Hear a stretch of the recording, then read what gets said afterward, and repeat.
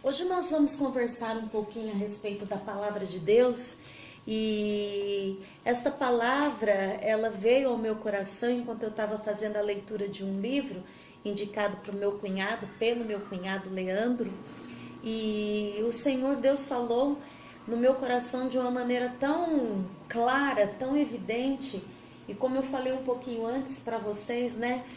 Já li a Bíblia algumas vezes e a gente fala assim, meu Deus, esse versículo estava na Bíblia, nem sabia. E de repente ela salta, sendo a boca de Deus falando aos nossos corações. Então que você possa guardar a palavra, amém? O que nós vamos ouvir hoje. E vou iniciar com uma pergunta para cada um de nós. O que é que nós produzimos em meio às tribulações? O que é que você produz em meio às tribulações? Eu, particularmente, Deus me deu 3 princesas lindas, maravilhosas, e cada uma delas sentem as coisas de maneiras diferentes. Quando elas se deparam com situações complicadas, vamos usar o termo com tribulações, cada uma reage de um jeito. É muito interessante isso, né? Não é defeito, não é nem qualidade, não é nesse sentido que nós vamos tratar, mas são as características que cada uma tem, da mesma forma que cada um de nós também temos uma característica. Então, a pergunta para vocês é, como é que você reage ou o que é que você produz diante as tribulações? Nós vemos no livro de Filemon, capítulo 1, deixa eu abrir aqui, vou fazer a leitura para vocês. Na verdade, Filemon só tem é apenas uma carta, né? Em Filemon, versículo 10, diz assim, Paulo escrevendo ao seu companheiro Filemon, né, a respeito do seu escravo chamado Onésimo. E ele diz assim, peço-te por meu filho Onésimo, que gerei nas minhas prisões. A história dessa carta, a história que envolve Paulo, Filemon e Onésimo, perdão, ela é uma história maravilhosa, mas nós não vamos entrar neste detalhe agora, mas focar nessa palavra que Paulo fala para Filemon.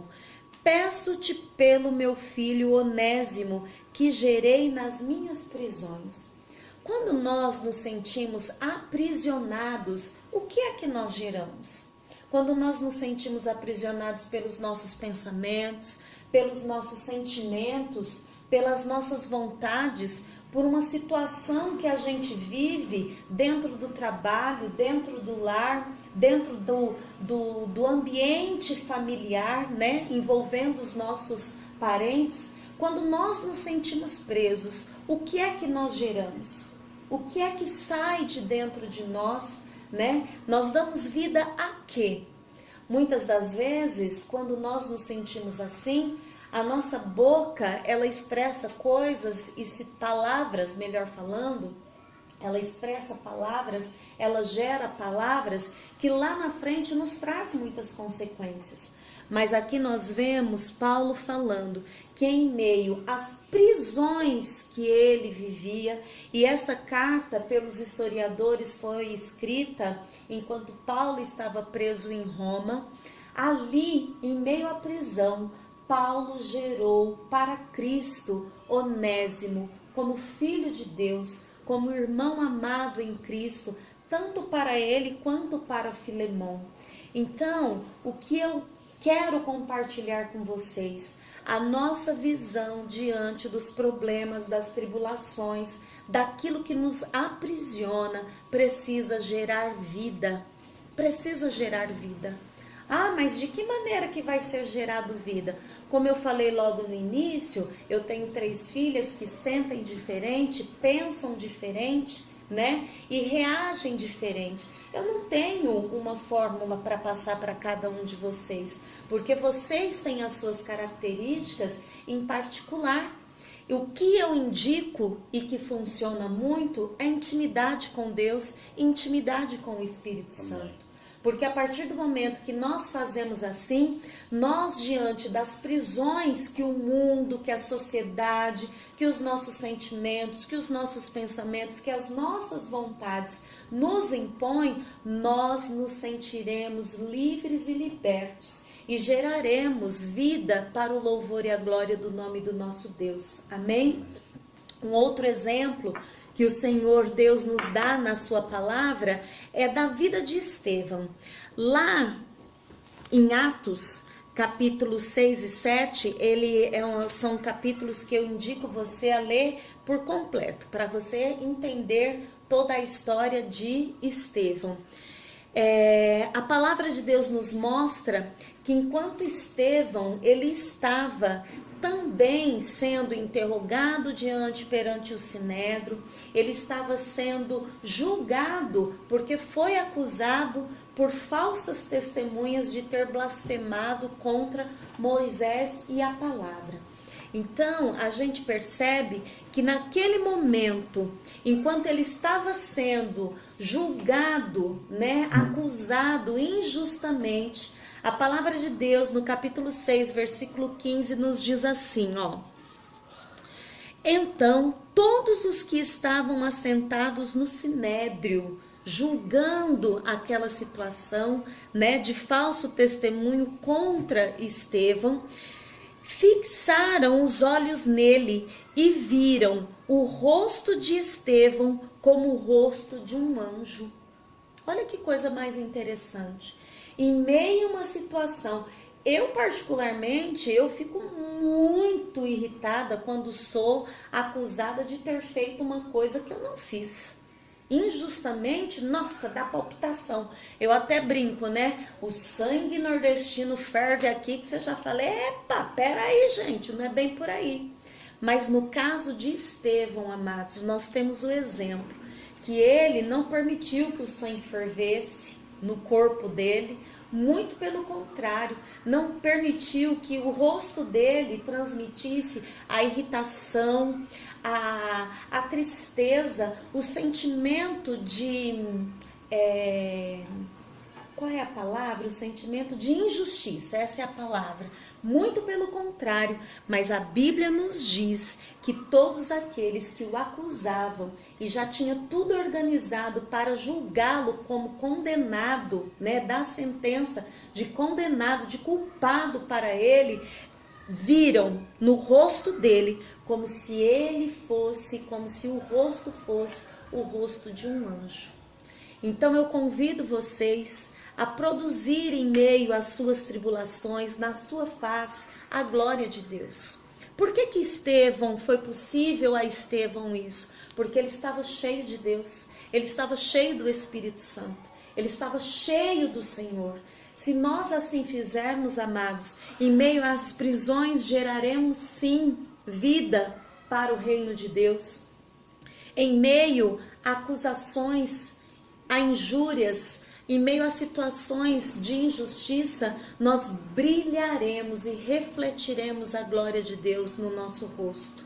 Uma outra situação também que nós vemos em Estevão, mesmo diante de toda aquela situação de injustiça que ele estava vivendo, que é uma tribulação, ele pregou com ousadia, expondo a rebeldia espiritual dos israelitas, de todo aquele povo que estava gostando. Isso mesmo, condena Estevão, estava lá, participando de toda aquela situação.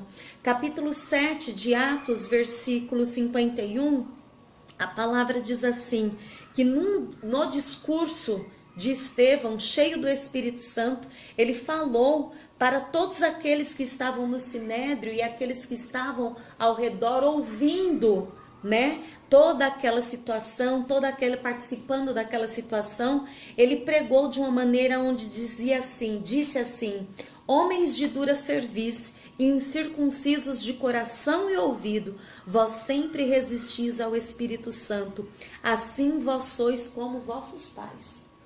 Quando vocês passarem por tribulações, por situações que você fala assim, meu Deus do céu, o que é isso sobre a minha vida? Não faça como aqueles homens israelitas.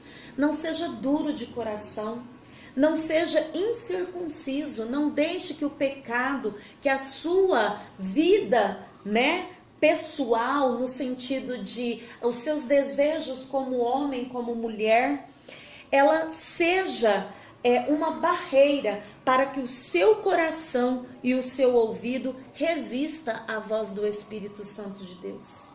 Porque ela fala, ela sempre fala. A voz do Senhor, ela sempre vai bradar do alto céus, em todo tempo. A diferença é, se o seu coração estiver como aqueles, israelitas, com incircuncisos, duro, você não ouvirá a voz do Senhor. Mas neste caso nós vemos que Estevão, ele não permitiu que aquela tribulação, que aquela aflição que ele estava passando, impedisse ele de ouvir a voz de Deus e pregar para que houvesse arrependimento para aqueles que estavam junto com ele diante daquela situação. Uma outra coisa também que nós vemos como exemplo de Estevão, em meio toda essa tribulação, ele confessou a glória de Deus. Lá no capítulo 7, versículo 55, a gente tem assim a palavra dizendo: mas ele, Estevão, cheio do Espírito Santo, fixando os olhos no céu, viu a glória de Deus e Jesus que estava sentado à direita.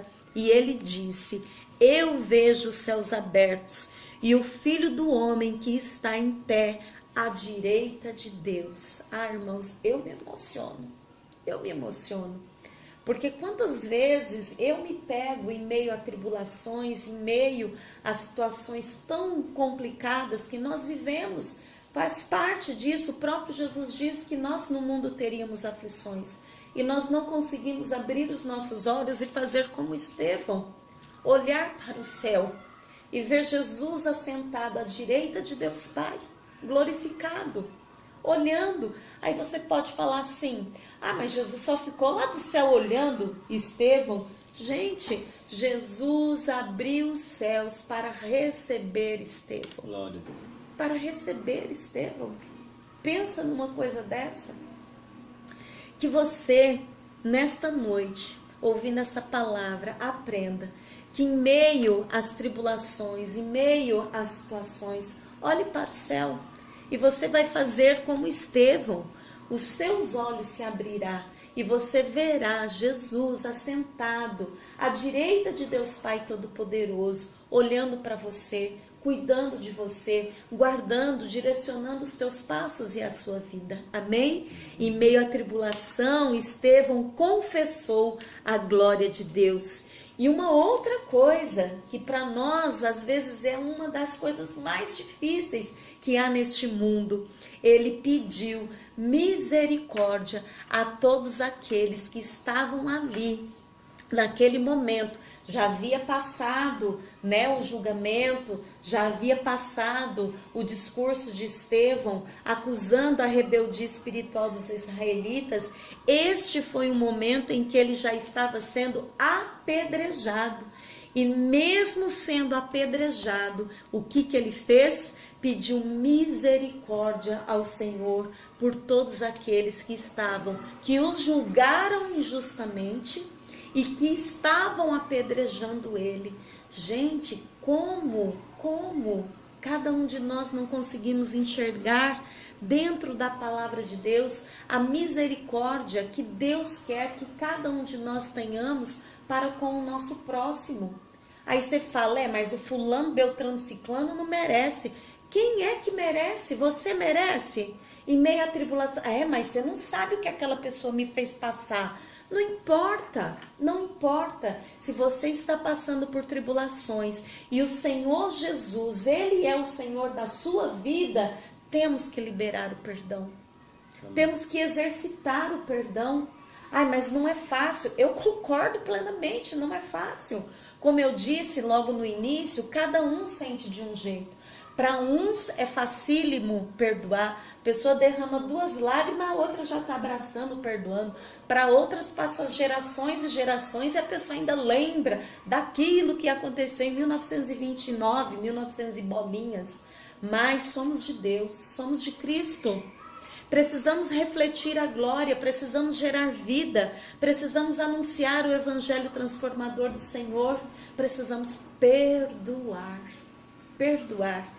E Estevão, ele fala, versículo 60 do capítulo 7, e pondo-se de joelhos, Estevão clamou em grande voz, Senhor, não lhe imputes este pecado. Tendo dito isso, adormeceu. Ai, de novo me emociono. Por quê? Porque o crente não morre. Ele adormece no Senhor. E quando ele acordar, ele estará lá no céu de luz. Amém? E eu quero ver você lá. Quero ver cada um de vocês lá nos céus. E para finalizar, nós temos o exemplo do nosso Salvador, Senhor Jesus Cristo.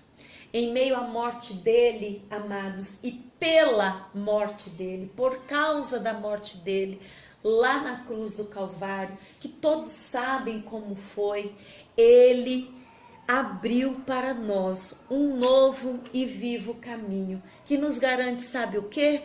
Acesso ao Santo dos Santos, acesso ao trono de Deus, acesso ao céu, garantia certa de morada eterna lá no céu. Amém?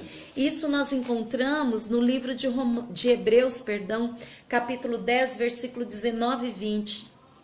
Diz assim: portanto, irmãos, tende ousadia para entrar nos santos dos santos pelo sangue de Jesus, pelo novo e vivo caminho que ele nos consagrou pelo véu, isto é, pela sua carne. Jesus foi açoitado, Jesus foi crucificado, cuspiram no seu rosto, ele foi motivo de escárnio, mas ele não olhou para todas essas coisas, porque o fim maior e o objetivo maior dele era abrir este novo e vivo caminho para que nós, em meio à tribulação, gerássemos vida, refletíssemos a glória de Deus, não cessasse de pregar o evangelho transformador e salvífico do nosso Pai Todo-Poderoso, confessando a glória, perdoando, sendo misericordiosos, para que assim nós possamos chegar aonde realmente Ele quer, nos céus. Amém? Ser herdeiro, ser coroado, vestir vestes brancas e lá viver eternamente glorificando e exaltando o nome daquele que é digno de ser adorado em todo o tempo. Amém? Que você possa guardar esta palavra e em meio às tribulações olhar para o céu e fazer como Estevão, saber que o céu se abre quando nós olhamos para o Senhor Jesus, fixo para o Senhor Jesus. A glória dele vem sobre nós e nós podemos sentir e desfrutar do cuidado dele. Amém?